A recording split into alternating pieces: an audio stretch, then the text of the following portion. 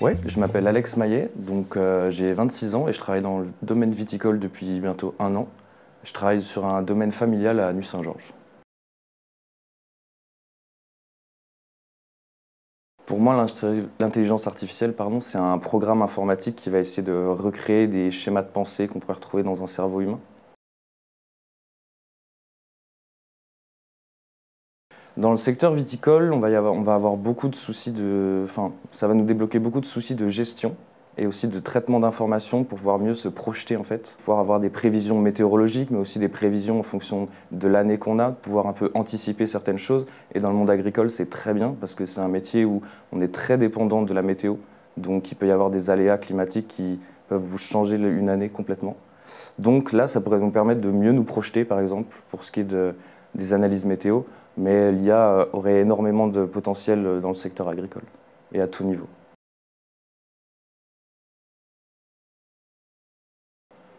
J'ai pas spécialement de peur, je pense que c'est vrai que quand on voit l'IA, on pourrait se dire que tout pourrait être automatisé, qu'il pourrait y avoir une forme d'industrialisation du vin, mais un secteur comme le nôtre en Bourgogne, où on est plutôt sur un produit qu'on pourrait presque qualifier de luxe, je pense pas qu'on tombera là-dedans. Peut-être dans d'autres régions viticoles, mais pas en Bourgogne.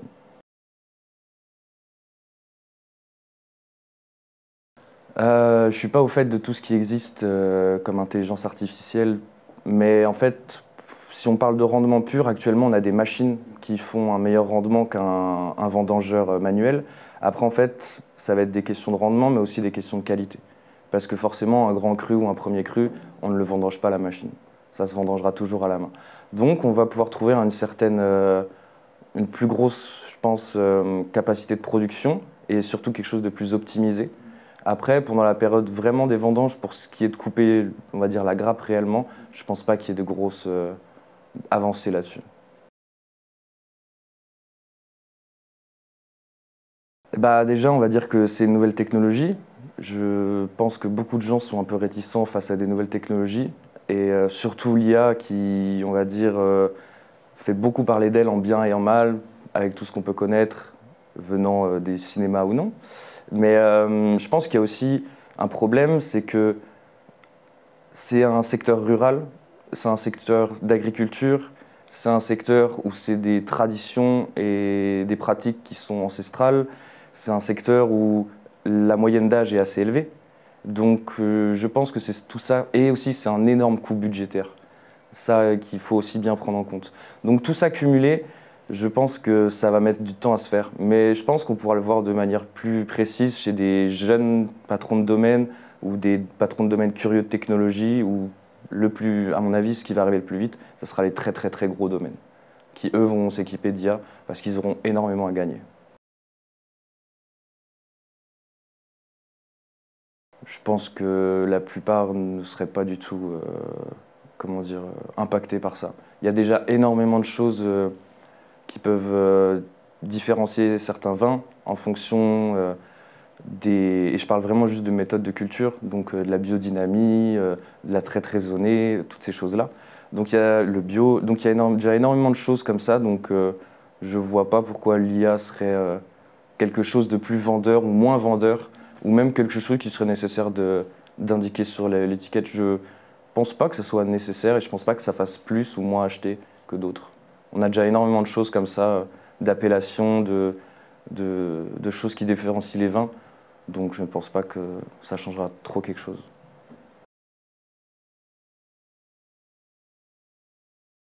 Alors je ne sais pas ce qu'on entend par changement climatique. Si c'est le changement climatique global, c'est peut-être, on va dire, audacieux. Mais c'est clairement un des secteurs les plus importants de l'IA pour nous.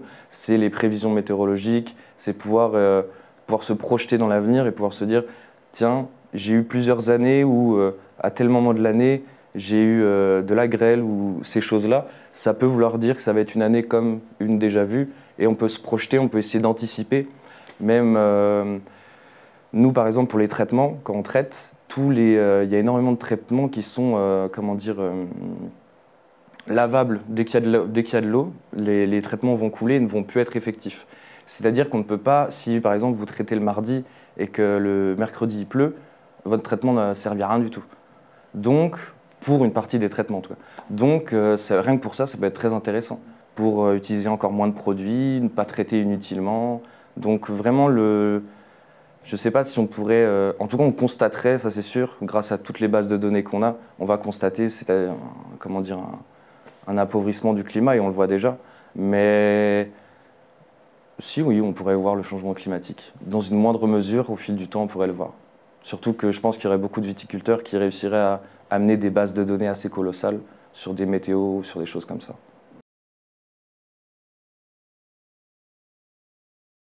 Tout à fait. Je pense que même que l'IA va être nécessaire, comme on le disait, pour essayer de mieux gérer nos pratiques, mais aussi mieux gérer nos ressources, pour pouvoir, à l'heure actuelle, c'est important d'essayer de moins traiter, de traiter de manière plus raisonnée. Si on a des possibilités de pouvoir traiter de manière plus localisée et pas traiter des parcelles entières juste pour quelques pieds infectés, oui, je pense que je ne sais pas si l'IA va vraiment totalement et fondamentalement changer le domaine viticole, mais je pense que c'est nécessaire qu'elle s'y implique. Au moins pour ce qui est de la météo. Parce que c'est vraiment tout ce qui est prévision météo et tout ce qui va être analyse en temps réel des feuilles, parce que c'est là que les maladies se développent beaucoup, c'est vraiment intéressant. Parce que vous imaginez que moi c'est un petit domaine familial, petit entre guillemets, et on a 10 hectares, mais sachez qu'il y a des très très gros domaines qui ont des centaines d'hectares. Donc quand vous devez avoir un employé qui patrouille dans toutes ces parcelles pour vérifier qu'il n'y ait pas de traces de maladie, ça peut vite être compliqué. Donc là, une reconnaissance en drone avec une reconnaissance par image, ça peut être un gain de temps qui est colossal.